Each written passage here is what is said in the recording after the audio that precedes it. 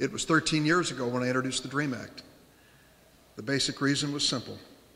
These young people came to America brought by their parents, and all they asked for was a chance to live in this country, to make it a better place, and to become legal in America. These dreamers know no other country. America's home. They've spent their entire lives in their classrooms with their hands on their heart, pledging allegiance to our flag. This is home.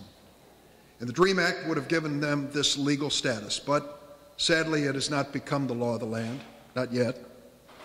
2 years ago I went to President Obama, who as a senator was a co-sponsor of the DREAM Act, and said, would you consider an executive order to give those eligible for the DREAM Act a chance to stay in America, to go to school in America, to drive a car in America, to get a job in America, deferring deportation of these dreamers so that they would be given their chance?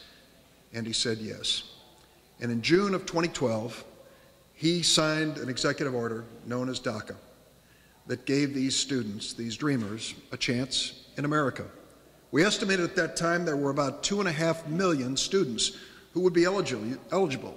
You see, there was a cutoff date in June of 2012. You must have been in the country as of that date and having been here 5 years.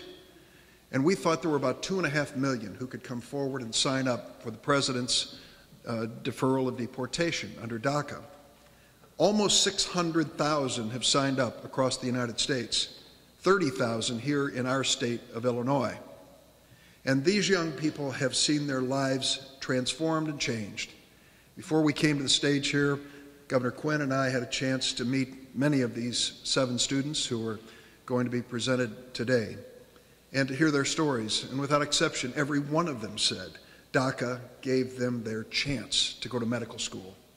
One who's going to speak to you said she couldn't even take the exam, the MCAT exam, to qualify for medical school before DACA. Today, she's facing her first day of class. And the reason that this has such a happy ending is because Governor Quinn stepped forward with the Illinois Finance Authority under Bill Brandt to create what I consider to be a perfect arrangement. A loan for medical school with a promise that you will serve at least 4 years as a doctor in underserved areas. That, to me, is a great bargain.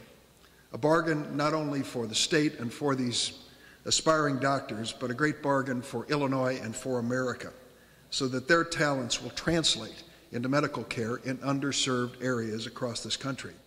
There's one last point I'd like to make. What a contrast this meeting is to what happened in Washington, D.C. on Friday. What a contrast. The U.S. House of Representatives voted by majority to deny DACA status to 2 million dreamers.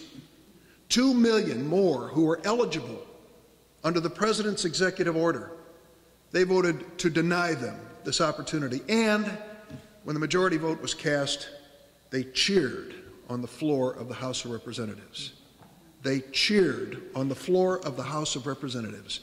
I wish those members of Congress who voted to deny this DACA protection to 2 million more dreamers could be standing here today and realize that they are not only turning their back on an amazing pool of talent that will make this a greater and better nation, they're turning their backs on our values as American.